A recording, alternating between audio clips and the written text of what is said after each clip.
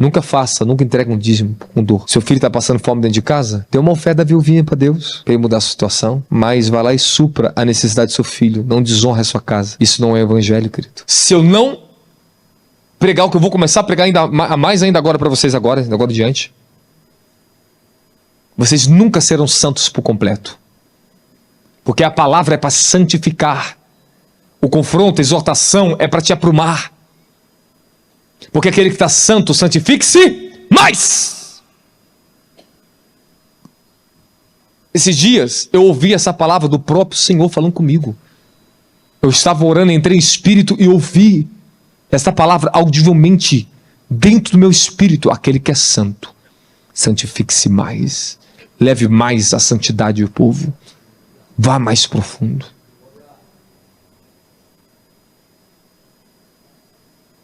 Mas pregar sobre isso hoje, parece que você é legalista. Não, querido. Negativo. Eu estou sendo somente realista com vocês, com as condições que a igreja brasileira se encontra, e temo que você que toda hora fica levantando aqui do banco, não esteja nesse enredo. As pessoas elas querem uma unção gloriosa, mas elas não respeitam a presença de Deus.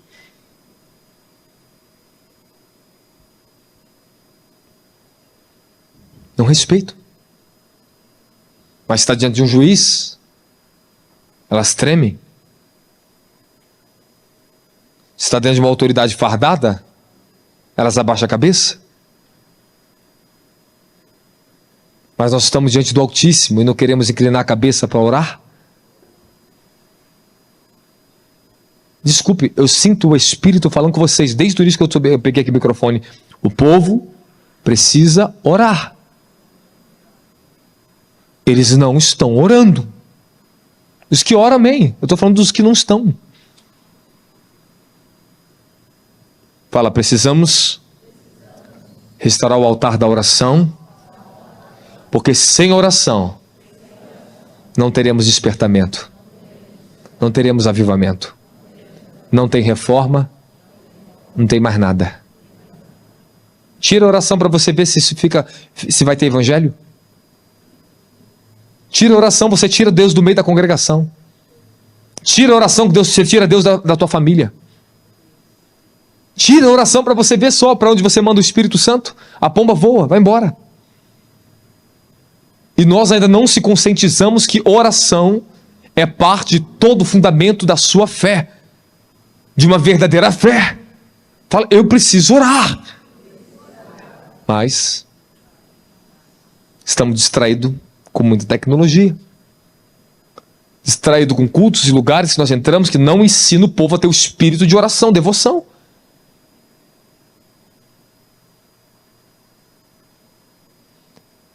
O meu temor, meu zelo pela sua vida aqui, entrada nesse lugar aqui hoje, é saber que eu fiz a coisa certa, quando daqui a pouco esse rio do Espírito, se ele explodir nesse lugar daqui a pouco, eu sei que essa palavra vai permanecer, ela vai entrar. A unção, ela vai te ajudar que essa palavra se cumpra na sua vida. Fala, eu preciso beber dessa unção hoje. Quanto mais você me ouvir, quanto mais essa unção entrar, tu vai ver o que Deus vai fazer na sua vida, querido.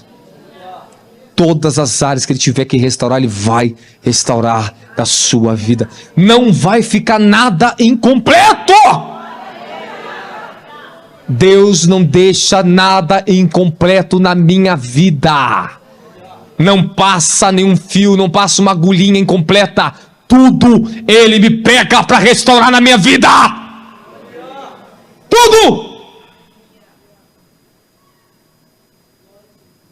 Nada passa. Mas Ele tem acesso. Ele está me levando, está indo tudo bem, daqui a pouco Ele começa a mostrar várias áreas. Pega aqui a sua família, pega desse lado, pega isso aqui, isso aqui. Isso aqui, eu quero isso aqui, eu quero isso aqui.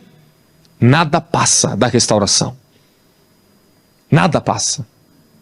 Se você se permitir ser restaurado e deixar que o Espírito do Senhor te mova nessa onda da santidade dos últimos tempos, na restauração da igreja da última hora, você vai ver o que Deus vai fazer na sua família.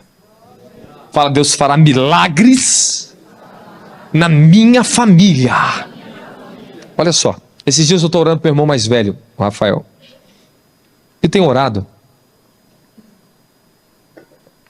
Eu já não falava com ele profundamente já faz um tempo. Por causa do trono que está na vida dele. Ele não é cristão.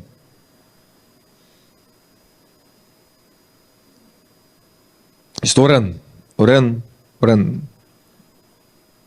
Aí ontem eu orei. Aí o Senhor me despertou. Faz uma oferta na conta dele. Eu fiz uma oferta, um pix para a conta dele. Orem sobre isso. Fiquei quieto. Aí recebo uma mensagem. Era ele. Eu falei, abriu algo. Aí ontem eu estou estudando. E de repente, ligue para ele. E quando eu ligo, meu irmão mais velho, ele estava numa casa de uma tia minha, uns parentes. Só que naquela manhã, o bispo Douglas estava comigo, eu tinha orado pela minha família, pelos meus parentes, e eu clamei com o coração por eles. Passou o tempo passou. Aí, quando eu acabei de estudar, meditar, orar, o Senhor falou, liga para ele. Eu liguei. E ele me atendeu. E dentro disso, estou conversando com ele. Ele está quebrantado. Ele não é de estar quebrantado, ele era duro. Falei, você está onde, irmão? Estou aqui na família e tal. Falei, ativa o vídeo aí. Pô, vou te passar para a tia Ana. Que no passado, meu tio N, eram de feitiçarias, né? Quando coloca ela falando comigo, e ela começa a falar, e ela falou assim, meu sobrinho, te assistimos pela internet, toda a família está querendo te conhecer. Aí, olha só, olha, eu estava tanto tempo querendo falar contigo, só que eu não tinha contato com essa tia, é uma tia muito distante. Tão distante que eu acho que desde criança eu não sei o que é falar com essa tia. Só agora, depois de adulto, que eu falei com essa tia. E quando eu olhei um amor por ela, bateu, eu vi ela no vídeo, bem senhora, ela falou, interceda pelo meu sobrinho, assim, começou a falar. Eu falei, ela se converteu. E quando foi falar da família, eles tinham se convertido. O índio, que era o meu tio, o índio, falou assim, te assisto pela internet. Eu falei, não acredito que eu estou ouvindo isso. Ele, o Enes, falar isso. Eu falei, isso é o maior milagre. Agora eu creio que até o Lula vai ser salvo. Aí eu, olha só, foi passando o telefone. Parentes foi me pegando o telefone. Falando de tal aqui, a pessoa, oi, eu tava contigo, oi, me subi todo mundo assim. Eu vi no vídeo. Falou, quando você vai vir aqui? Falei, estou chegando esse ano. Estou chegando porque eu tenho orado para salvar minha família, eu vou ter que ir lá pregar para minha família. Aí escute essa. Passou esse acontecimento, fui para o quarto orar. De repente, quando eu fui orar, olha para mim aqui. Quando eu fui orar, eu vi tirando o sapato do meu pé. Eu em espírito até meu irmão mais velho. Ele calçava o meu sapato. Salvação. Como é que você vai ver a sua família salva se você está permitindo o espírito da apostasia te afastar da intercessão pela sua família? Talvez você quer ver o Lula sentado aqui no culto. Eu pego no pé do Lula, né? Eu gosto dele. O pessoal vai até escandalizar, vai tacar pé dos crentes de mim. Eu não posso amar o Lula, não? A Bíblia diz, ame os seus inimigos. Se você não está amando o Lula, você está em pecado, ó crente político, politicado. Sai fora dessa guerra, meu filho. Nossa guerra é outra. Nossa guerra é interceder para que ele seja salvo. Você é livre do inferno. Agora, se Deus mandar interceder para matar ele, eu oro com todo prazer também. Eu falei, tô brincando. É só fazer isso aí. Mas Deus está tirando ele já, está indo embora. Eu já vi ele embora, o espírito dele está indo embora. Posso falar uma coisa para vocês? Deus manda o Nabucodonosor para disciplinar uma nação inteira rebelde. Deus entrega uma nação na mão de um ímpio para corrigir a sua apostasia, seu pecado, seu abandono da fé. O Brasil ainda não foi entregue no melhor líder que está chegando no Brasil, vai direcionar nosso país, porque ainda nós não estamos preparados como igreja do Senhor. Aí o povo vai fazer a farra mesmo, aí que vai virar o chip tudo, pronto. Deixa o povo ser tratado, fala, Deus está ajustando. Fala, Deus está ajustando. Calma, nós estamos vivendo tempo de Malaquias. Os mensageiros do fogo estão chegando, meu querido. Não, bom, você achou um pouquinho pesado? Agora segura a paulada agora. Vamos embora, vamos cair para dentro aqui. Fala, pega o cajado, dá o cajado aqui. Vou pegar o cajado na mão porque tem líder que tem escândalo. Você nunca pegou um cajado na mão? Moisés não tinha um cajado, não? Por que as pessoas têm vergonha de pegar um cajado na mão? Eu não posso ter um cajado, não? Não posso orar, não? Não sou moderno por causa disso, não? Então escreve aqui, coloca aqui umas luzinhas LED aqui e fica moderno.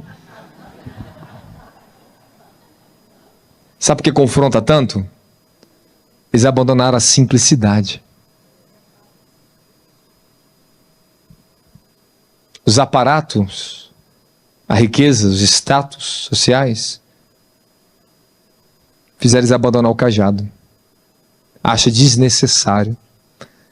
Se Deus pegar mais um pouquinho, tu vai ver daqui a pouco.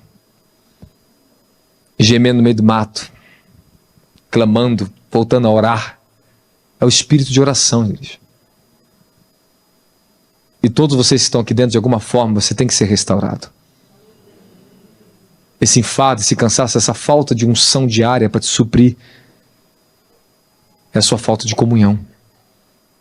A unção que vai descer aqui vai ser extraordinária, você crê nisso? Você crê ou não crê nisso?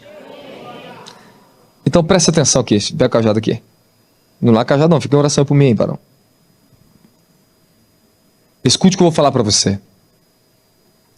Nós temos enfrentado esse espírito da Babilônia, que abre o caminho para o espírito da Grécia pós-modernismo, pós-moderno, que está enchendo a igreja de pragmatismo e humanismo. Correr atrás de mensagens suaves, autoajuda, prosperidade material, atalhos para facilitar a vida. Lembre-se que eu vou falar para vocês, o Evangelho não foi anunciado para facilidades humanas. Não foi enviado para facilitar a sua vida, mas para libertar a sua natureza pecaminosa, para te transformar em uma nova criatura. Se fosse fácil, o Evangelho não teria cruz. Porque o Evangelho tem cruz, o Evangelho não é fácil para a carne. Ele crucifica a sua carne. E ele levanta uma humanidade santa. Fala, a minha humanidade não significa a minha carne. Sua carne é seus desejos pecaminosos. É a sua independência de Deus. Isso é sua carne. A minha humanidade, ela está sendo santa. E este corpo aqui é para ser santo. O Senhor, Ele não trouxe um evangelho para facilitar a vida humana. Ele trouxe para nos libertar da decadência humana. E eu quero dizer para você, presta bastante atenção, o princípio, o fundamento do evangelho. Por causa do evangelho, ele diz, muitos serão perseguidos por causa do evangelho, do meu nome. Por causa do evangelho é que vai vir essa onda da nova ordem mundial que vai se levantar contra o cristianismo. Por causa do evangelho, tantas pessoas derramaram o seu sangue, suas vidas foram mortas e perderam suas famílias. Aí nós estamos num evangelho na imagem dos homens, construído sobre a ficção humana e não a realidade da palavra, e as pessoas estão se afastando de uma vida consagrada. O prazer do evangelho é a presença de Deus, não é a bênção das promessas, não é a unção que você prega no altar, é a vida limpa que ele te entrega com sacrifício, com gemidos, com dores. Porque Paulo diz, enquanto nós estamos nesse corpo, sofreremos, gememos e clamamos para nós estarmos junto do Senhor. Então, enquanto você está nesse corpo, as suas verdadeiras dores, as suas verdadeiras tristezas, deveria ser para ser uma pessoa mais santa. Não pelas coisas do mundo que você perde. Não pelos status que você não alcança. É pela vida que você tem que ter em Cristo Jesus. É a sua dor, a sua maior tristeza pela sua família, porque seu filho foi para a faculdade e não conseguiu ir. Mas porque ele não foi salvo. Nossos maiores esforços deveriam ser em levar eles à salvação, com intercessões, gemidos profundos. Eles serão salvos quando vocês interceder profundamente sobre a vida deles. Escute o que eu vou falar para você com experiência. A cada pessoa da minha família, se eu orar pelo nome desta pessoa, se eu clamar com meu coração pelo nome desta pessoa, eu sinto, eu vejo e consigo acesso ao coração dessa pessoa para falar do Evangelho. Não importa quem. Quando eu oro por eles, daqui a pouco eu vejo no meu Instagram, estão me curtindo ou aparecendo alguma coisa dentro do meu Instagram. Eles são atraídos pelo Espírito de Deus. O Espírito de Deus, ele está sobre todos os lugares, sobre todas as pessoas nesse momento agora. Está procurando quem convencê-la no mundo dos pecados agora. Fala, o Espírito Santo, ele está no mundo agora, convencendo os pecadores. Mas quanto tempo você não intercede pela sua própria família? O povo faz reza pela família. Deus abençoe e guarde. Amém. Abençoe e guarde, é o suficiente. Seus filhos estão se perdendo, até hoje não foram salvos. A nossa família precisa de restauração profunda. O Evangelho, quando ele entrar na sua família, ele vai restaurar toda a sua casa, seu casamento, seus filhos. Ele vem para restaurar. E nós não estamos sozinhos nisso. Não depende da minha força, depende da minha obediência, da minha rendição. Esses dias atrás eu estava orando pelo meu ministério. Eu vi um anjo tão poderoso descer do céu. Não vou falar a categoria dele, mas ele falava assim para mim: eu vim para quebrar as cadeias que aprisionam a igreja. Eu vim e vou libertar todos vocês. Segurem. O anjo vai passar. O anjo vai passar. Fala pro teu irmão, o anjo está passeando. E ele vai te pegar.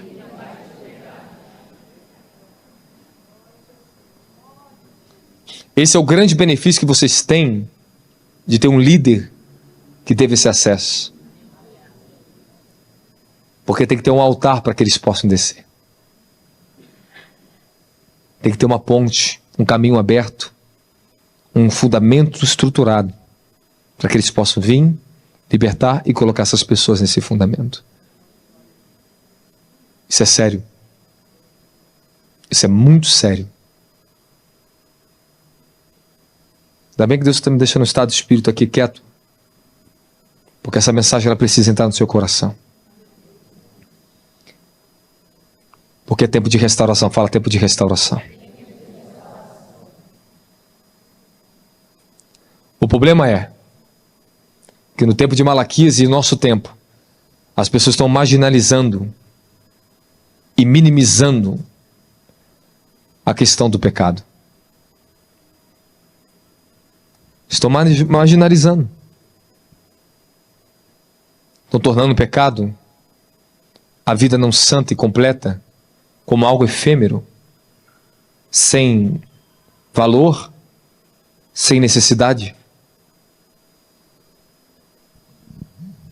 Estão reduzindo a seriedade da palavra de Deus, Malaquias 2:8. Já falei para vocês aqui, ó. Entretanto, vós desviaste do caminho e fizeste tropeçar e cair muitos por meio do vosso ensino. Quebraste a aliança de Levi, condena o Senhor dos exércitos. É isso que está acontecendo. A pregação do Evangelho está ficando marginalizada. Está se adaptando a tudo o que as pessoas querem ouvir, não o que elas precisam ouvir. Você não veio aqui para ouvir o que você quer, é o que você precisa ouvir. Eu não estou pregando o que eu quero. Eu estou pregando o que eu necessito pregar.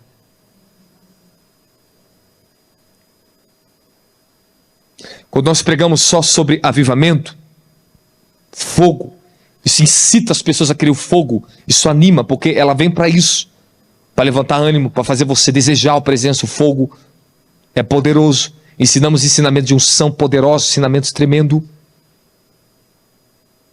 Mas tem um problema. Ela não deixa você enxergar o que de fato você tem que mudar.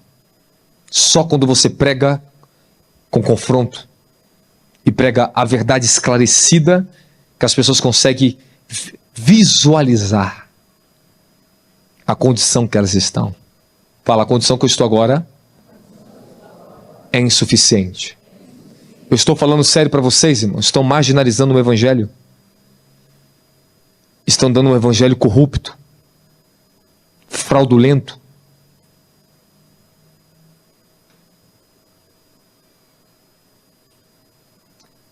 Eu quero ver eles pregar o evangelho de Tiago e não criar área VIP para a igreja. E Tiago diz, se chega um pobre, você manda sentar no último lugar. E chega o rico, assenta no lugar de honra. Vocês não estão marginalizando porventura, não estão pecando contra o próprio Senhor? Porventura, o evangelho não foi dado primeiro aos pobres? Jesus não inaugurou o evangelho dizendo no livro de Isaías 61, o Espírito do Senhor está sobre mim, porque Ele me enviou para evangelizar os pobres? Não. Aí os camaradas querem reduzir que os pobres são os pobres de espírito. Os pobres. E quebrantados de espírito.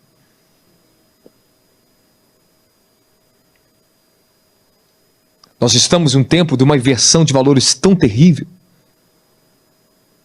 Eu quero que você consiga visualizar até o final dessa mensagem o que estava acontecendo na época de Malaquias. É o que está acontecendo na nossa época. Deus não me abriria Malaquias em vão.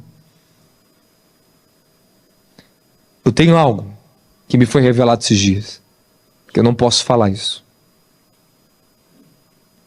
Mas eu sei que eu não vou precisar falar isso, a não ser se Ele me permitir falar. Mas essa unção, ela está vindo sobre esse ministério. Ontem eu estava em espírito e eu vi aquele guardião falando, já está sendo preparada a carruagem para descer.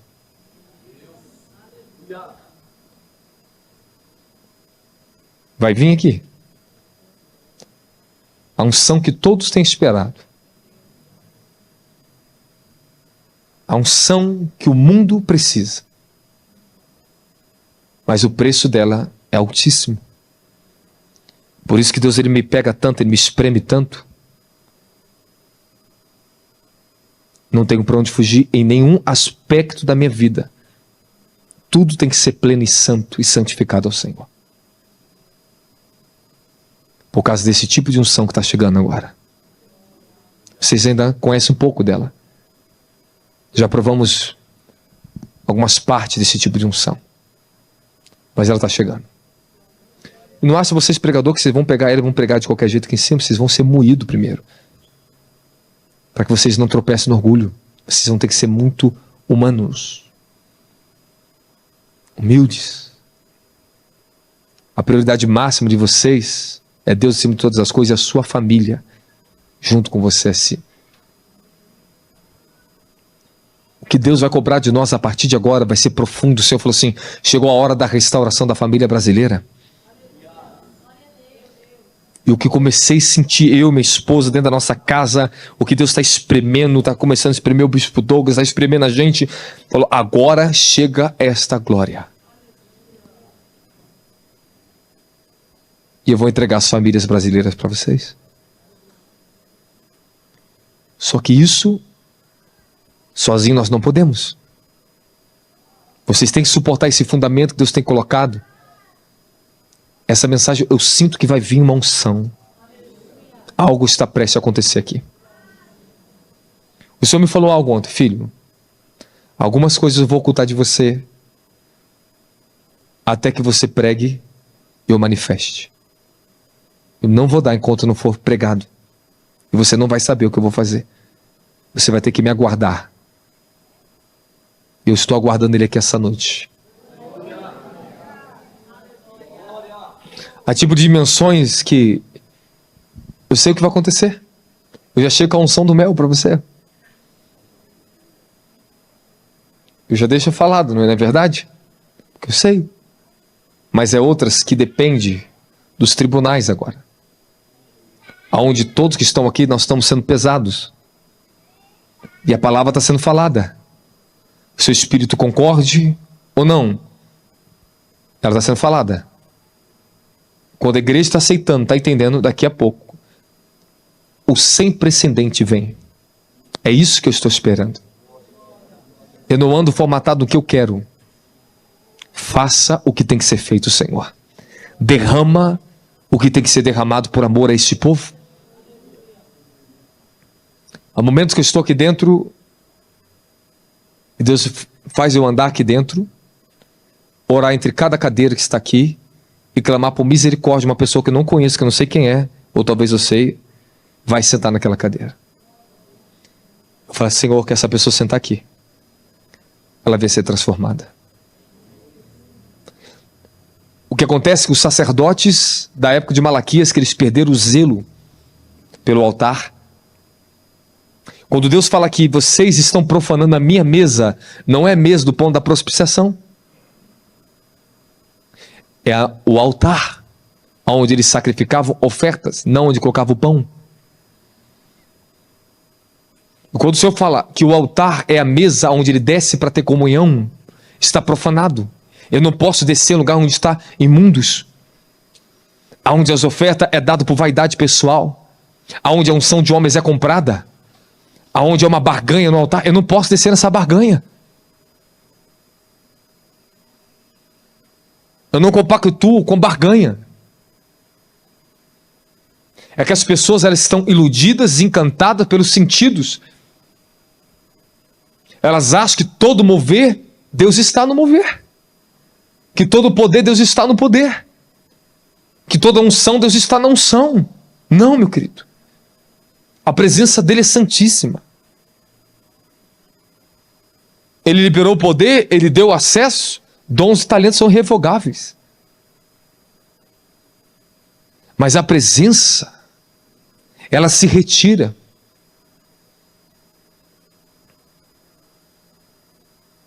O que nós não podemos confundir é muito poder e pouca transformação é sinal que a presença não está ali.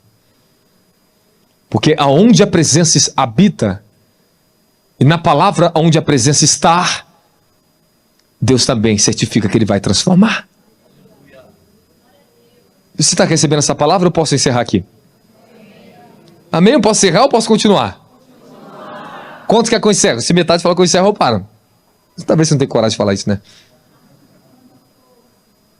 Mas eu quero saber, alguém aqui, principalmente os visitantes, quer que eu continue a palavra de Deus para você?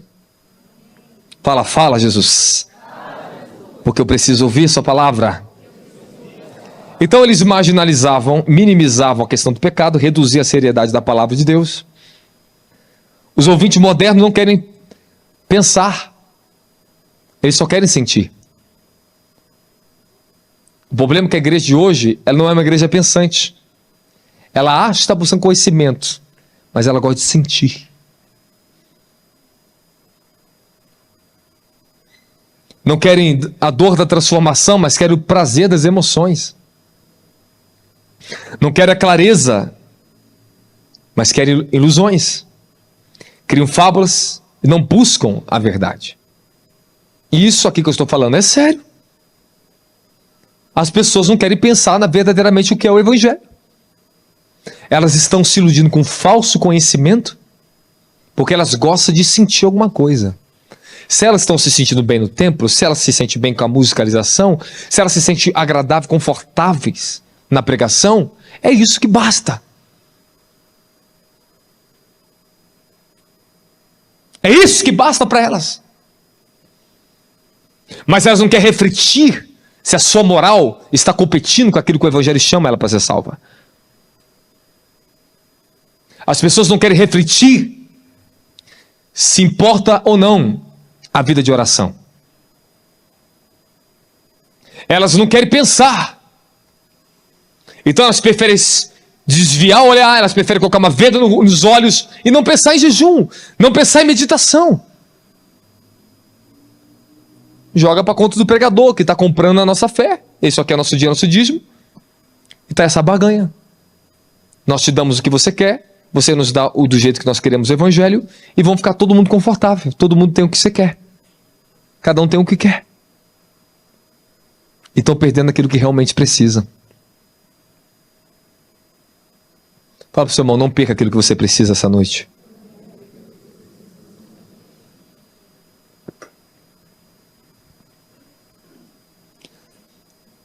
Não pode deixar de tratar do pecado.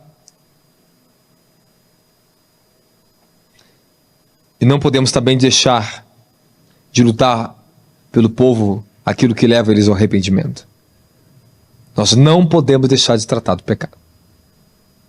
E nem daquilo que conduz ao arrependimento.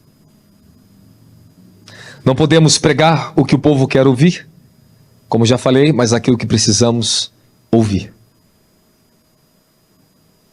Muitos pregam para entreter, mas infelizmente não pregam para você se converter. Muitos pregam para mudar e não para te transformar.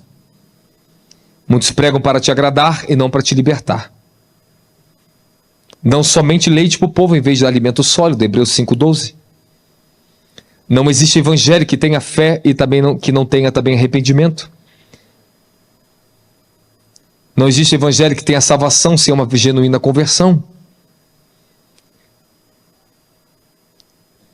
Isso é ficção dos homens corruptos. Criar uma fé que não tenha contínuo arrependimento. Criar uma salvação que não tenha uma profunda conversão do coração. Sabe, eu não quero chegar naquele dia e ouvir dele, quem é você? Eu não te conheço. Muitas pessoas estão aqui dentro, você não está bem. Você não está bem. A sua vida não está boa.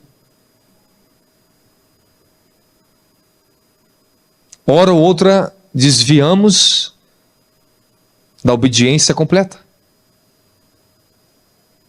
Já que Deus não solucionou meu problema até agora, não cumpriu a promessa, eu vou fazer que a promessa se cumpra. Eu vou lutar do meu jeito, e você sabe que você vai apanhar, vai ter que voltar tudo de novo. Se o carro não foi Deus que te deu, você vai ter que devolver com a outra mão. Se o marido não foi Deus que te deu, você vai perder, vai passar vergonha. Se a mulher não foi Deus que te deu, você vai perder e vai passar vergonha. E está aqui, ó, exatamente aqui, ó, está na Bíblia. Malaquias, ele repreende exatamente a infidelidade de Judá. Versículo 11, Malaquias 2,11. Judá tem sido infiel. Uma atitude repugnante cometida em Israel, Jerusalém. Judá desonrou o templo de Yahweh, que o Senhor ama. Os homens estão se casando com mulheres que cultuam deuses estrangeiros.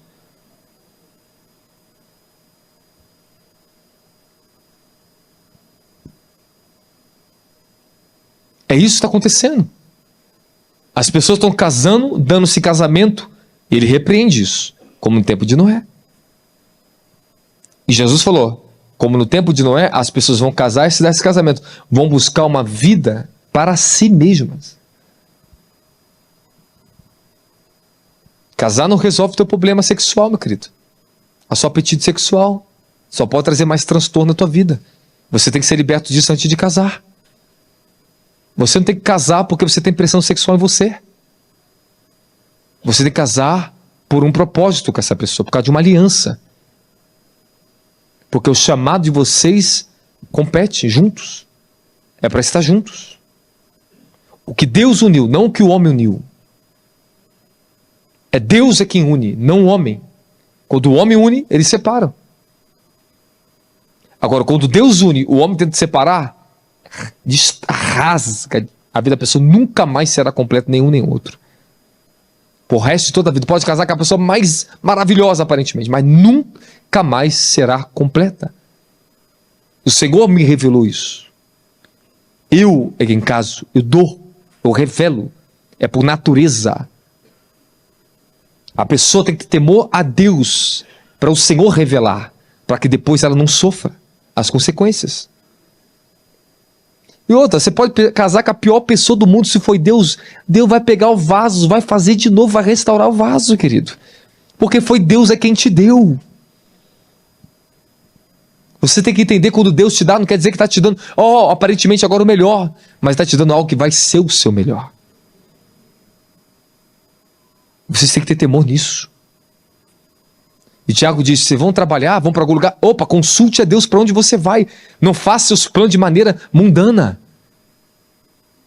Aí a igreja diz que não está em apostasia. Pega o dinheiro, joga onde quer, faz o que quer, vai para onde quer, faz tudo do jeito que quer. Depois quer pedir a bênção de Deus. Não, primeiro eles tomam atitude, tomam ação, faz investimento. Posto, ora para mim, fiz investimento. Falei, você orou antes de fazer o investimento? Deus falou para você? A minha oração não vai fazer efeito nenhum. Porque eu estou em desconcordância com aquilo que ele também está em desconcordância com você. São mínimos detalhes que fazem toda a diferença.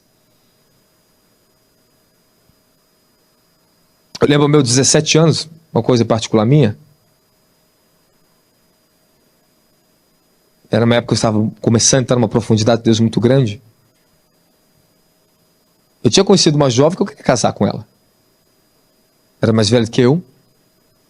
Uma pessoa que não tinha que falar. Super alegre, proativa, trabalhadora, etc. Tudo. E Deus falou para mim assim, ela é destruição para sua vida.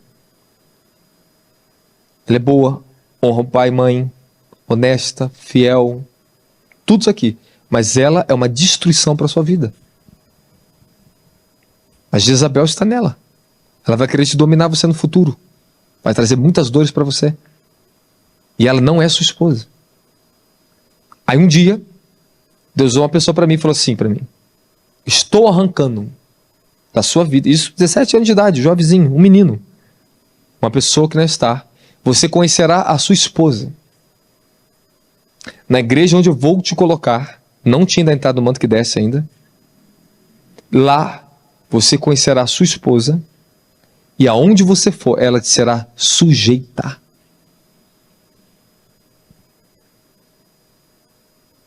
Então cheguei no ministério, tinha muitas jovens, muitas pessoas. E nos meus primeiros 6 meses daquele ministério, eu não sabia quem Monique era. E ela chegou. Porque durante 6 meses a mãe dela tinha impedido ela de ir para a igreja. Ela tinha muitas dores com a mãe dela. E ela chegou. A mais pobre, a mais simples. Aí um dia ela falou para mim que a mãe de uma amiga dela falou assim para ela. Era uma mulher cega, mas que tinha um dom profundo na profecia. Falou assim, há um jovem, cabelo assim, alto, branco, Deus tem um grande chamado na vida dele. Ele está na igreja onde você está. Ele vai se aproximar de você e ele será o seu esposo. Existem coisas que Deus já determinou para a sua vida e você não sabe esperar. Que você não entendeu. Que tudo na sua vida, desde que você entregou sua vida ao Cordeiro de Deus, já está na mão dele. Ele já tem todo o seu futuro para você. Todo o seu futuro. Antes de eu ter minha primeira casa, o Senhor veio a mim e falou assim, você vai morar em tal lugar. Ele me revelou a casa e me revelou as pessoas que iriam me dar aquela casa. Eles vão te dar essa casa. Eu esperei. E exatamente como Deus falou para mim, Ele me entregou. Fala, já está tudo determinado na minha vida. Mas a questão é, você está andando no seu desígnio de espírito ou no seu desígnio de alma? Se você se conectar com o seu desígnio do Espírito e se submeter totalmente à vontade do Espírito de Deus, Ele vai entregar tudo que já está planejado para a sua vida. Tudo. Fala absolutamente tudo. Fala nem mais nem menos. Fala tudo já está planejado. Escute, eu sei a pessoa famosa que eu vou ter um podcast daqui a alguns dias. Não sei quanto tempo, mas está bem próximo. Eu sei a pessoa que vai fazer isso e isso. Eu sei a emissora de TV que mais vai me perseguir no Brasil. Eu sei no futuro a pessoa que mais vai me ajudar nas nações. Eu sei algum líder que daqui a pouco eu estou lá para ajudar ele também, ele me ajudar. Porque tudo, quando você vive dentro do desígnio, você consegue ver. A janela se abre do futuro e você vai lá e vê e fala assim, aguarde que eu estou chegando. Mas uma vez que você se afasta de uma vida devota, consagrada, santa, em oração, você perde a conexão com o desígnio do Espírito. Para você andar dentro do desígnio do Espírito, você precisa se esforçar para ser consagrado ao Senhor em oração, em estar em sua presença, e Ele vai conectar os céus na terra sobre você. Fala, eu creio no meu desígnio. Se alguma coisa do desígnio da alma hoje está afetando o seu desígnio do Espírito, não se preocupe. Daqui a um tempo vai ser removido, vai ser corrigido. Deus, Ele sabe como criar e conectar as coisas ao seu favor, da glória a Jesus Cristo. Quem está comigo, da glória a Jesus? A autoridade da mensagem de Malaquias era a autoridade, fala, revelada, não informada. Não, ele não buscava livros empresariais para ler, não buscava livros de coaching, não buscava livros de como montar uma igreja de sucesso para pregar para as pessoas. Eu não preciso disso. Eu leio livros santos, de homens santos. Eu não leio lixo. Eu não leio lixo gospel. Eu leio o que transforma, o que tem o caráter de Cristo, o que tem a verdade dele para a minha vida. Malaquias, ele tinha a mensagem do Senhor porque ele era mensageiro do Senhor. O problema é que nós estamos ouvindo muita mensagem que elas estão com caráter corrompido. Porque a neurociência, ela ensina algo que é impactante para a sua mente, mas não transforma nada de você. Não é o poder de Deus, é o poder dos homens. Isso é ciência. Não é Deus. Sabe, a psicologia, ela entrou nas mensagens. As técnicas neurais de persuasão de atenção, retenção de atenção, elas entrou nas mensagens. O pregador está assim, ó, se programando, sabendo tudo, ele sabe tudo que vai fazer do início ao fim da mensagem. Ele sabe até quanto tempo vai pregar. Que coisa engraçada. Os pregadores sabem quanto tempo vão pregar. Se a mensagem veio de Deus, eu falo no meu ministério, se ela é de Deus, deixa Deus te usar. Mas ela tem que ser de Deus e o povo vai ter que receber. Agora, se ela é mais ou menos de Deus, você tem 40 minutos para pregar. A mensagem, ela tem de Deus e tem do homem. A profecia, ela tem grau. Quanto mais íntimo, mais sincero e honesto é o caráter profético, mais Deus está na profecia. E menos seu caráter pessoal está nela. Mas quanto menos compromisso você tem com as escrituras, a profecia, ela tem mais do homem do que de Deus. Um dia eu vou ensinar o profético para vocês aqui, a escola profética vai chegar aí para vocês. Isso é maravilhoso, isso é sensacional. Mas você sabia que a gente pode despertar muitos dons, talentos, coisas tremendas em vocês? E você mesmo assim ir para o inferno? E você ser um crente ainda mais apostata? E cheio de unção, cheio de poder? E desvirtuado do temor e da santidade do Altíssimo? E do caráter que compete a sua palavra, que você tem que ler todos os dias na sua vida? A nossa intenção aqui não é mostrar poder para vocês, querido. Não é isso. O poder de Deus é sensacional. O poder que jorra aqui é puro. Graças a Deus por isso, porque nós sabemos a vida que nós temos. Mas nós temos que mostrar o que Cristo em nós é a esperança da glória. Porque se você ouvir e aceitar o que eu estou te falando aqui hoje, não se prepara, porque hoje eu estou sentindo que Deus falou para mim que esse mês é o mês da virada de ciclo para vocês. Tivemos um último culto extraordinário de muitos milagres, um derramar tremendo. Glória a Jesus por isso. Mas o tipo de unção que está aqui hoje é ajuste, é restauração. Você tem que aceitar o compromisso com aquilo que eu estou te entregando aqui. Quem está falando comigo, quem está comigo, dá glória a Jesus. Não, peraí, você quer entender como o negócio é sério? Posso falar? Tem certeza? Então deixa eu te falar. Só um pouco do que Deus me revelou, isso aqui também vai entrar até para o nosso novo livro agora. Isso dentro do livro de Malaquias. O Senhor falou para mim algo muito sério.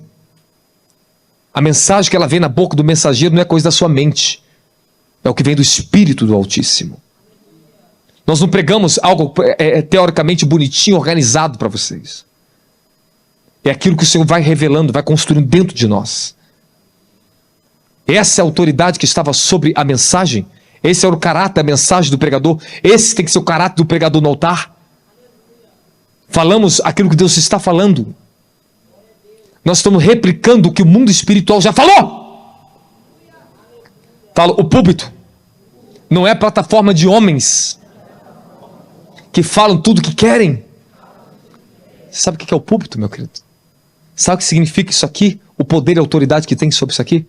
Não é o físico não, meu querido. É a esfera espiritual que isso aqui representa. Fala, aqui é um altar. É um assentamento representativo do governo de Deus na terra. É da onde emana santidade, verdade, justiça, poder para desfazer as obras do diabo.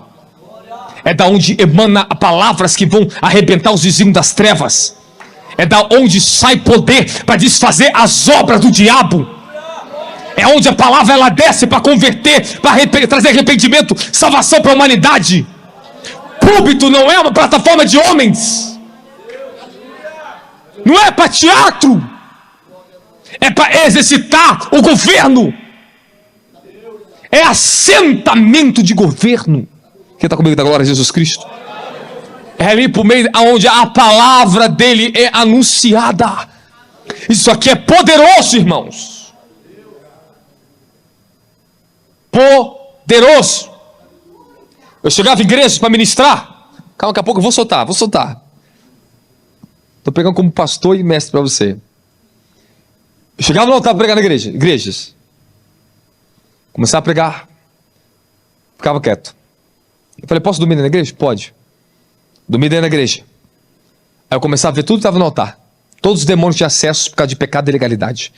Eu chamava o pastor e falava assim, que negócio é esse? Está em cima do teu altar. Espírito de perversidade deitado em cima do teu altar da igreja? O que vocês estão permitindo nessa igreja aqui dentro? O que vocês estão pregando nesse altar? Ou o Espírito de Deus domina o altar, ou os espíritos de Satanás é que vão dominar o altar. Ou os anjos vão estar aqui em cima, eles estão aqui em cima, ou os demônios vão estar aqui em cima. Tudo compete, conforme o homem é o seu altar. Se torna mais santo para tu ver se o altar na sua vida e tua casa se torna mais santo. Se torna mais compromissado na oração para tu ver como esse altar vai estar cheio de fogo e poder da oração. Fala, assentamento representativo da autoridade, do trono da graça, do Altíssimo, por meio da sua palavra, que somos transformados. Púlpito é o lugar de exercitar governo espiritual. É lugar de sentença contra os nossos inimigos. Lugar de arrependimento, reconciliação e restauração. Fala, primeiro arrependimento. Segundo, reconciliação. Terceiro, restauração. Esse é o processo que acontece dentro da tua casa, na igreja, com a tua salvação, em todos os ambientes. Primeiro arrependimento, reconciliação e restauração. Reconciliação não é o suficiente. Tem que ter restauração. E para trabalhar na restauração, o processo não é fácil, mas é glorioso o resultado. Fala, os processos que tem suportado, eles não são fáceis, mas os resultados são gloriosos. O que eu tive que suportar, meu querido, de podação, quando Deus vai me dando a poda, quanta coisa eu sei que podar na minha vida, para santificar o vaso. Desde a minha juventude. A autoridade dessa palavra não vem de agora, não é um ensino aqui não. Eu podia pregar muito corrido com você, com muito mais força para você, mas é uma coisa categórica, eu tenho que chegar passo a passo. Talvez você só viu Malaquias 3:10 na sua vida, mas hoje você está ouvindo Malaquias, o que ele é. É fácil chegar em Malaquias e mandar trazer o dízimo. Ei, difícil é, manda o povo se arrepender primeiro. Traz dízimo santo, traz oferta santa, meu querido. Se não está tendo dízimo no altar, é porque o povo está corrompido. Deus primeiro repreende a corrupção, depois fala, agora você traga meu dízimo. Pode ver, Malaquias 1 e 2, só advertência, correção, e falou, vocês estão debaixo de maldição. Suas ofertas são imundas, não quero oferta imunda. Primeiro Deus fala, não traz oferta imunda. Primeiro ele corrige tudo, depois ele fala assim, agora traga que eu vou responder. Agora vocês podem fazer prova de mim. Porque agora a sua vida compete com a sua oferta. Agora você entendeu que o altar é muito mais importante que somente o que você traz no altar.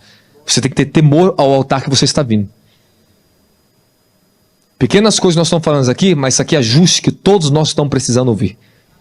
Quem está comigo dá glória a Jesus Cristo? Fala púlpito. Fala lugar de reforma do caráter e da moral humana. Aqui não é lugar de entretenimento, de brincadeirinha.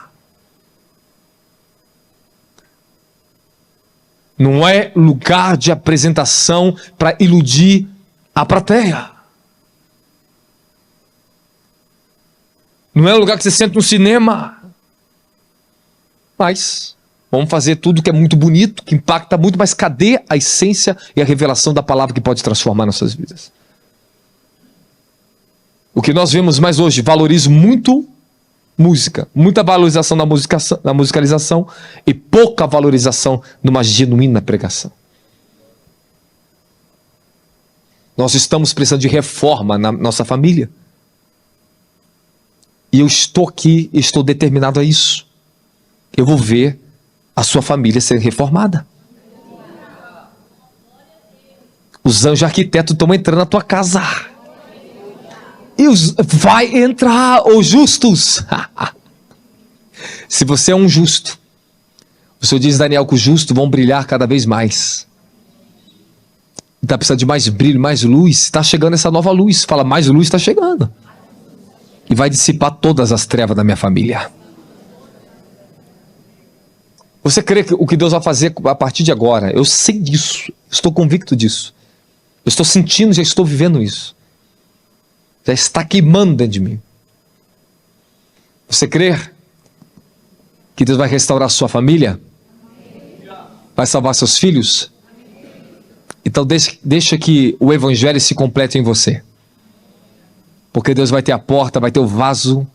Ele tem o que ele precisa agora nas mãos para ele poder fazer a obra completa na sua família. O púlpito é lugar de restaurar a família. E não para desvirtuá-la com entretenimento. Deus não tem compromisso com mensagem de homens, mas ele tem compromisso com a sua pura palavra. E a palavra dele é viva, fala, e poderosa. E ela também, fala, ela jamais volta vazia. Quando um povo de Deus quebra a aliança e desobedece, Deus envia vara e disciplina para o seu povo. Fala, quando eu quebro a aliança, fala, ou quando eu corrompo a aliança, a vara e a disciplina chega. Isso não temos para onde correr. Não teremos autoridade para chamar os que estão no mundo ao arrependimento enquanto a nossa obediência não estiver completa. Coloca para mim 2 Coríntios 2, 10, versículo 3. 2 Coríntios 10, 3, isso. Portanto, embora vivemos como seres humanos, não lutamos segundo os padrões deste mundo. Pois as armas da nossa guerra não são terrenas, mas poderosas em Deus para destruir fortaleza. Vou repetir. Pois as armas da nossa guerra não são terrenas. Repete comigo mais alto.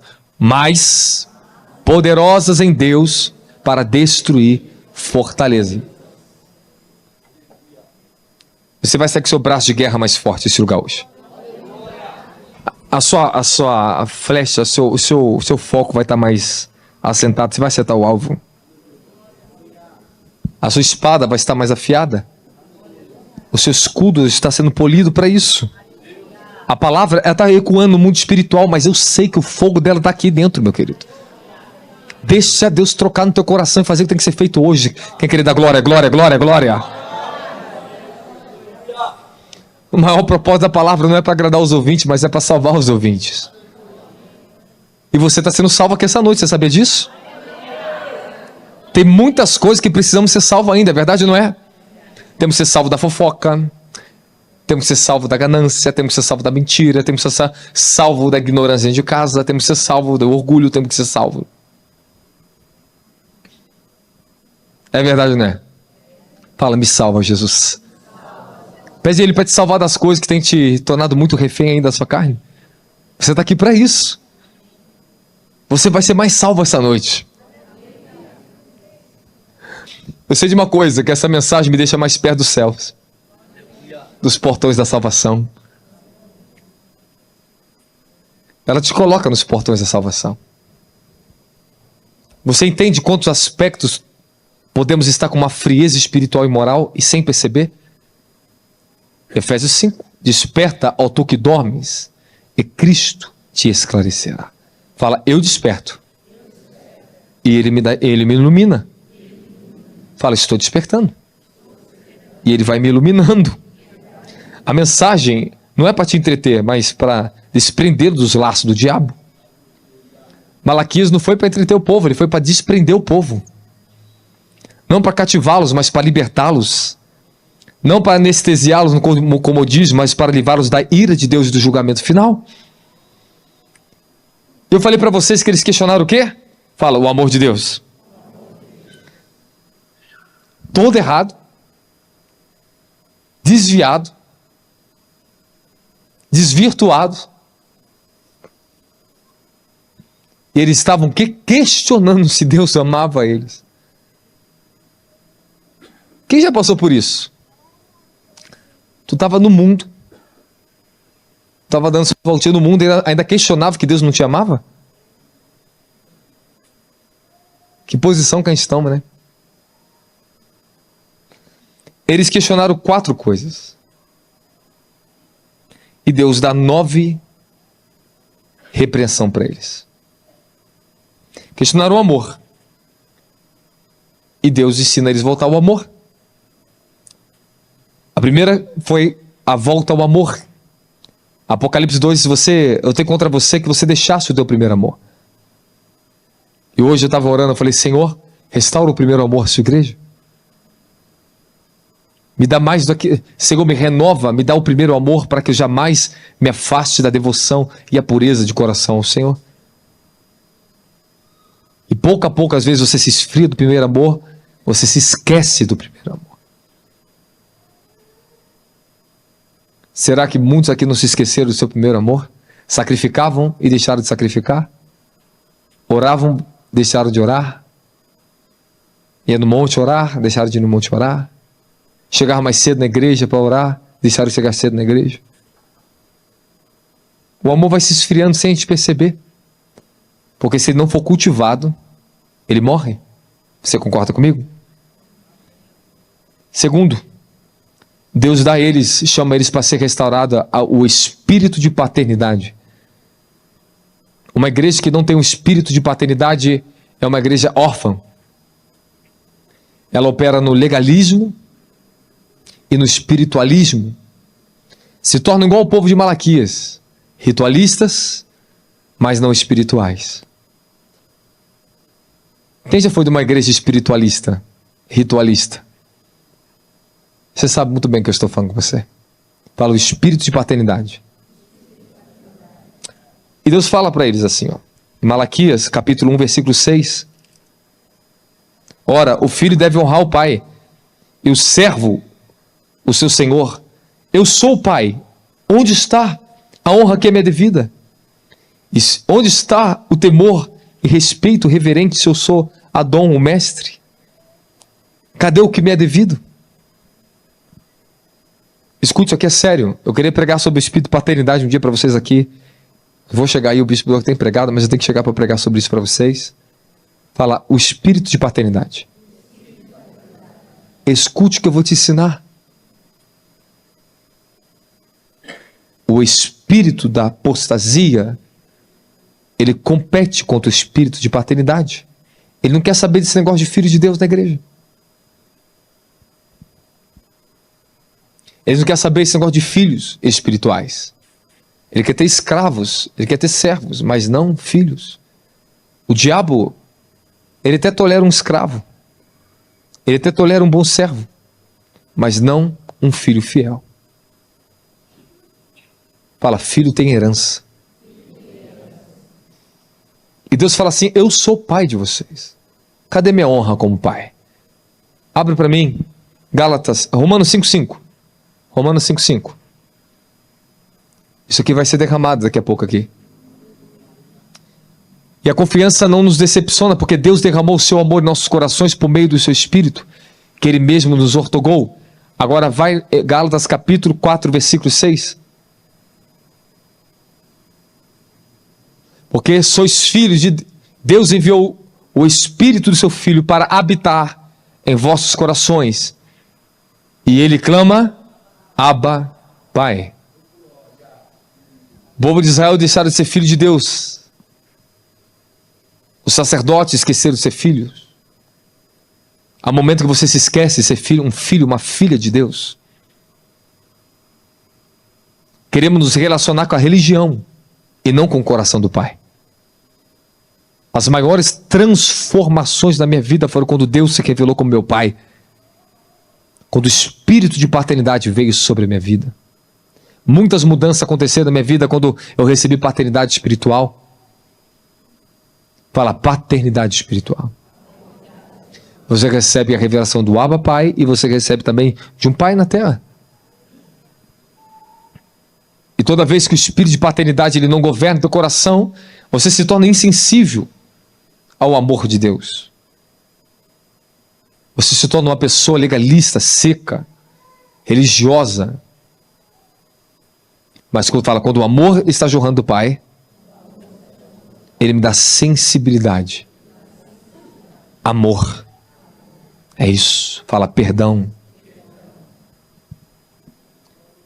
Terceira coisa. Deus responde para o povo. O zelo da consagração ao nome do Senhor. Malaquias 1:7. E aqui ele repreende. Vocês estão trazendo comida impura ao meu altar. Vocês estão me desonrando. Não preciso ler, que aqui já lemos. Ele fala, venham suplicar. Volte a serem consagrados. Supliquem a mim, pela minha graça. Quarto, o temor do Senhor sobre o sacerdote, Malaquias 2:3. E o Senhor fala assim, ó. Por causa da vossa contínua má atitude, eis que eu vou destruir também a vossa descendência. Esfregarei os excrementos dos animais oferecidos como sacrifício e celebração nos vossos rostos, no vosso rosto. Sim, vos lançarei fora da minha presença, juntamente com os excrementos do vosso sacrifício e na vossa cara. Aí ele chama, no versículo 7, os lábios do sacerdote devem guardar o conhecimento, e da sua boca os demais seres humanos devem procurar a instrução da Torá, lei, porque ele é o mensageiro de Yahweh, o Senhor dos exércitos da glória de Jesus. Então ele chama o temor do sacerdote que estava no altar. Quinto, fidelidade matrimonial. Malaquias 2, 13 ao 15. Mas não só isso. Além de tudo, ainda cobris o altar do Eterno com lágrimas, prantos... Desculpe. 3. Isso. 3, 2 ao 15, peraí. Dá certo aqui mesmo. Vocês estão cobrindo o meu altar, aqui, versículo 13. Prantos e gemidos, reclamando que ele já não dá mais atenção às vossas ofertas. Tampouco aceita com prazer. Mesmo assim, insiste em questionar por que, ora, Yahweh tem sido testemunha entre ti e sua esposa, que tem desde a juventude, para com a qual foste infiel, não cumprindo a tua promessa de lealdade, embora ela fosse a tua companheira, a mulher da tua aliança matrimonial. Ora, não foi o Senhor que fez deles um só? Eles lhe pertencem em um corpo e espírito. E por que um só? Porque ele desejava uma descendência santa e abençoada. Portanto, cuidai atentamente de vós mesmo, ninguém seja infiel para com a sua esposa, a mulher da sua mocidade. Você viu que a infidelidade dentro de casa, ela traz desaprovação na oferta no altar. E Pedro diz para os maridos tratar as mulheres como vaso mais frágil, para que as suas orações não sejam interrompidas.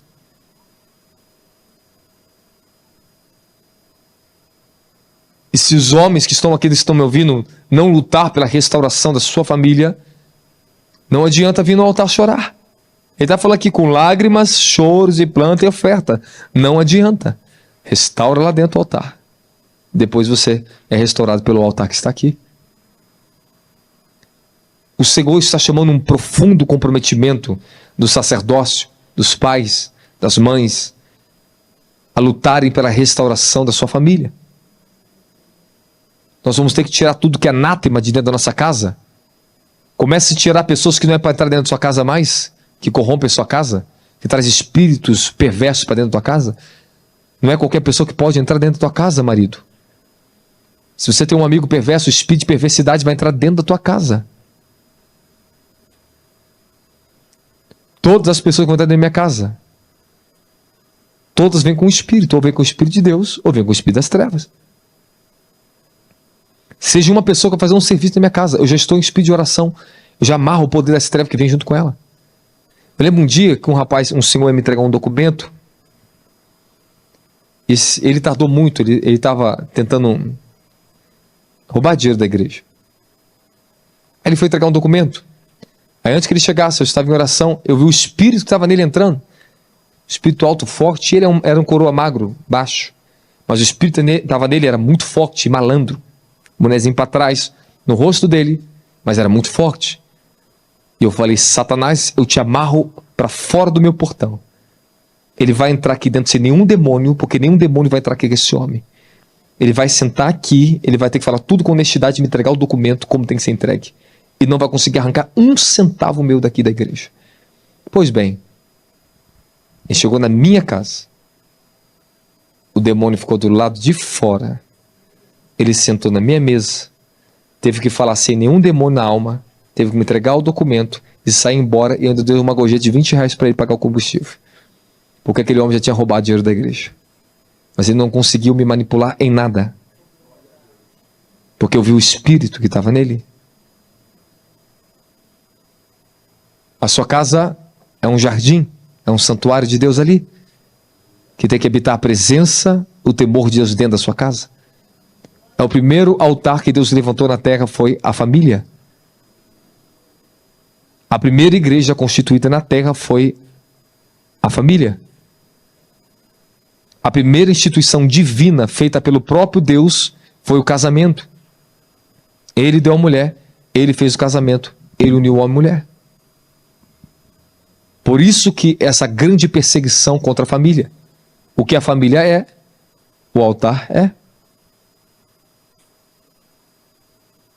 O que nós temos dentro de casa é o que vamos ser aqui em cima. Vai refletir aqui em cima. O espírito que está sobre o meu casamento, a minha vida, é o que reflete para vocês. E vocês têm que receber o que Deus está derramando. E você tem que aceitar sobre a sua casa uma nova ordem de Deus. Vocês têm que se arrepender da infelicidade, da infidelidade. As pessoas estão trocando de marido, de mulher dentro da igreja, são crentes, como se usa papel higiênico e joga no lixo. Desculpe a minha sinceridade, mas é verdade. Não case mais. Morra sozinho, morra sozinha. Não tem certeza? Você não está preparado para isso? Já casou 3, 4 vezes? Morra sozinho, vai para o céu. Mas isso pode levar você para o inferno. Isso pode ser um laço na sua vida, e isso não é uma brincadeira. Aqui Deus está revelando, quando Deus une aqui, é um só corpo e um só espírito. Ele une o espírito de um casal. E é uma só carne. Quando vocês se unem, vocês têm que se sujeitar ao quê? A reforma da identidade de vocês. Não é mais duas identidades, é uma só identidade agora. Aí o problema é, você não quer passar uma reforma na sua identidade. Você não quer uma nova identidade. O casamento vai te dar uma nova identidade, querido. Tu vai no posto do Detran do céu e vai ter que tirar uma nova identidade do céu. Queira você ou não. Você entra num casamento com uma pessoa desconhecida. Você não conhece essa pessoa. Você só vai conhecer depois de anos a anos, tempo a tempo. E você está debaixo de uma aliança com o Altíssimo. Não é com a pessoa do seu lado. É primeiro com Deus. Por isso que ele repreende aqui, ó, que o que afeta o matrimônio afeta diretamente o altar. Vocês estão sendo infiéis e depois vocês querem chorar e lamentar e trazer oferta no meu altar e acham que eu vou dar atenção para isso? Estão fazendo de Deus... mas não é possível, irmão. Estão tratando o nosso Jesus verdadeiro do Evangelho como se fosse o Jesus católico. Como se fosse o Jesus da messiânica, da Shinshinoe. Não estou falando messiânico dos judeus, não. Estou falando da messiânica.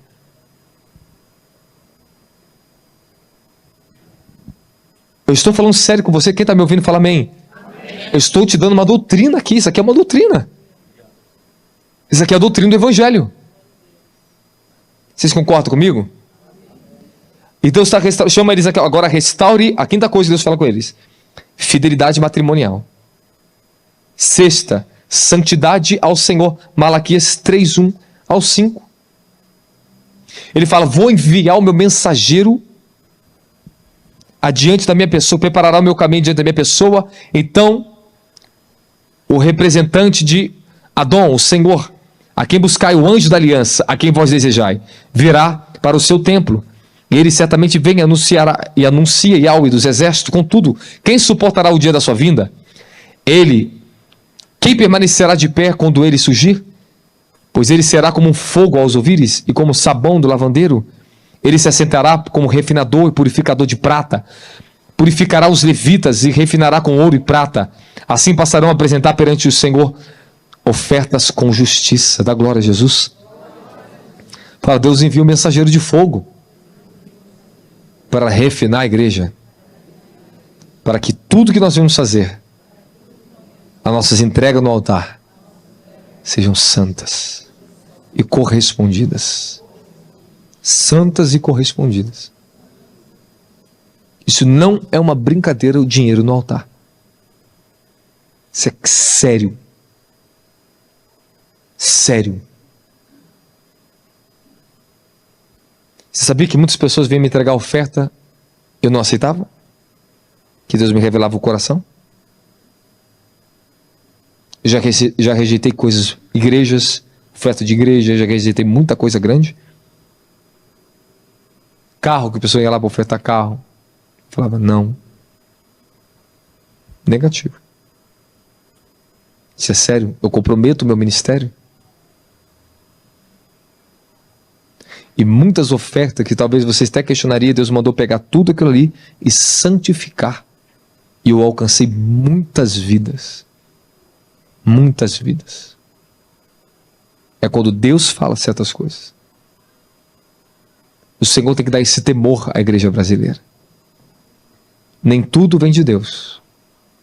Nem tudo é Deus que está dando. A oferta que Deus tem maior prazer, fala qual? Não é da ovelhinha pobre. É da condição de um coração nobre. Não é porque ela era pobre, não é porque ela era viúva, e não é porque ela só tinha uma moedinha. É porque ela tinha integridade no coração dela. Para Deus não importa muito ou pouco. É a integridade. Ela vem primeiro do que o propósito. Depois você fala: qual é o seu propósito, meu filho? É esse, meu pai. É isso que eu pratico na minha vida. Eu trago oferta com integridade ao Senhor. Eu direciono no altar de Deus a integridade. Você tem que entender que se você tem áreas da sua vida que você precisa do favor divino, você tem que vir com arrependimento. Você pode entregar oferta, mas santifica ela com arrependimento. Confesse no altar e fala: Senhor, me dê o seu favor, Pai. Me dê o seu favor. Quem está comigo fala amém. Amém. Calma, estou encerrando. Sétima coisa que Deus chama o povo de Israel ali para o compromisso. Um compromisso com a casa de Deus. Malaquias 3, 8 ao 10. Agora eu falo de dízimo. Vocês não estão tendo compromisso com a minha casa. Você já reparou que o povo até trazia oferta, mas mesmo que estava contaminado, mas trazia oferta aqui? Mas o dízimo estava em falta? Por que dízimo sempre é difícil? Porque o dízimo ele cobra obediência, disciplina. A oferta é voluntária. É quando você acha o melhor. É quando você quer. Mas dízimo É quando já está em suas mãos. É o que tem que ser feito. Não quando você quer fazer. A oferta, você faz como você quiser. Dízimo te pega no compromisso. E é mais difícil para nossas vidas. Mas depois que eu aprendi o que é primícia, que é meu primeiro sacrifício ao Senhor, dízimo, vou ensinar tudo isso para vocês. Oferta. A minha vida só foi abençoada. Só foi abençoada. Só foi abençoada. Nunca faça, nunca entregue um dízimo com dor. Seu filho está passando fome dentro de casa? Dê uma oferta viuvinha para Deus. Para ele mudar a situação. Mas vá lá e supra a necessidade do seu filho. Não desonre a sua casa. Isso não é evangelho, querido. Você pode ser fiel no dízimo, mas se você está sendo infiel à sua mãe, seu pai, se você está desonrando a sua casa, isso não é Deus. Isso não é Deus, isso é coisa da sua cabeça. Honre a sua casa, honre primeiro seu pai e sua mãe, para que tudo vá bem na sua vida. Honre aquele que precisa do seu socorro urgente. Não se preocupe. Você vai ter a oportunidade de abençoar a casa de Deus, mas às vezes nós temos que socorrer primeiro aquele que está com necessidade perto de nós. Porque todo o dinheiro da casa de Deus é para quê? É para mantimento do templo, é para fazer oferta de justiça. Lá no Rio de Janeiro fizemos uma grande oferta de justiça. Ofertamos 100 cesta básica, ofertamos palanque, tudo, pagamos tudo com o dinheiro da igreja. Eu ofertei nisso, o pessoal lá ofertou, a igreja tirou do caixa da igreja, fizemos investimento, investimos nos pobres. Para reunir aquele povo tudinho da favela, para dar o que comer, para abençoar eles. Fizemos aqui em São Paulo. Oferta de justiça. A igreja, ela tem que fazer isso. O dinheiro que entra na igreja, a captação de recursos, construção, investimento para você. Mantimento que está aqui dentro. Manter sacerdote que depende do salário para ele ter a vida íntegra de oração, não ter preocupação com as coisas lá do mundo. Eles se carregam, se enchem para ministrar para você, para te ajudar. Então parte do que você não pode estar em oração, você mantém a gente estar em oração. É simplesmente isso. Se eu não tivesse pessoas que me abençoassem, eu não tenho salário de igreja, eu tenho pessoas que me abençoam. Isso me mantém em paz, que eu posso comprar as coisas para minha filha, manter minha casa em ordem, eu posso ficar descansado que as contas estão pagas, eu posso me dedicar a dar, sempre trazer e escrever o melhor para vocês, a dar o melhor de mim em cada conferência para vocês. É para isso, não é para luxúria, é vaidade. O meu carro que eu tenho é ofertado. Metade dele foi do primeiro carro, a segunda metade dele está sendo paga, o povo ofertou, o meu ministério chegou e falou assim, ó, nós não vamos deixar você assim. Quando eu ofertei o carro, meu ministério ofertava de volta, ofertei o carro, meu ministério me deram de volta. Você não pode ficar sem um veículo. Vai parar a igreja, vai parar a gente. Como é que você vai vir da casa para cá? É verdade. Mas tudo isso já foi aprovado por Deus. Vocês estão me entendendo? E eu falo, Senhor, nos dê graça para que venhamos ser muito próximos na terra. Ter recurso para fazer tudo e não venhamos acumular tesouro para nós, mas para o reino dos céus. Essa é a oitava exortação, quer dizer, a sétima exortação, o compromisso com a casa de Deus. Fala, eu tenho que ter um compromisso com o altar de onde eu recebo. Isso é sua obrigação. É o seu zelo, seu serviço, suas contribuições. Eu não estou impondo nada para ninguém aqui não. Nunca precisei disso. Amém? Eu só estou falando com vocês. Esse mês agora eu peguei todo o dinheiro do meu curso para pagar a dívida da igreja desse mês. Para sanar a dívida da igreja esse mês. Peguei, estou ajudando a igreja. É minha oferta para a igreja. Os recursos Deus manda, eu ajudo também o ministério. Oitava exortação, já falei para vocês, espírito de devoção e oração, Malaquias 13 ao 15. E por último, o espírito do temor, Malaquias 3, 16 ao 18. 9 exortação que Deus dá a eles. 9 falta que eles tinham e o 9 fala do fruto. Do fruto do Espírito. Do fruto que nós damos a Deus. Quem está comigo dá glória a Jesus Cristo. Eu te entreguei uma palavra, mas uma sã doutrina, uma exortação. Esse é o temperamento certo do céu para isso hoje. Amém, amém? para você entender o que Deus está falando. Para você visualizar o quanto às vezes nós estamos em falta e não conseguimos enxergar. E se eu posso estar bem tranquilo com você aqui hoje.